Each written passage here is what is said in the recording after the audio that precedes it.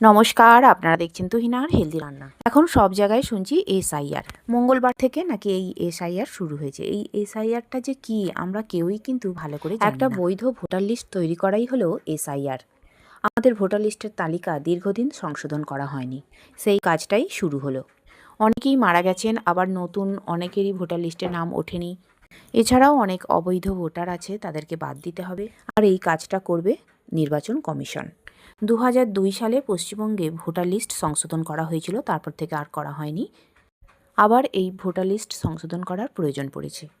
তবে আমাদের চিন্তার কোনো কারণ নেই, আমাদের কোথাও ছোটাছুটি করে যেতে হবে না। বিএল ওরা আমাদের বাড়িতে বাড়িতে আসবেন এবং তারাই ফর্ম নিয়ে আসবেন এবং সমস্ত কাজ তারাই করে দেবেন।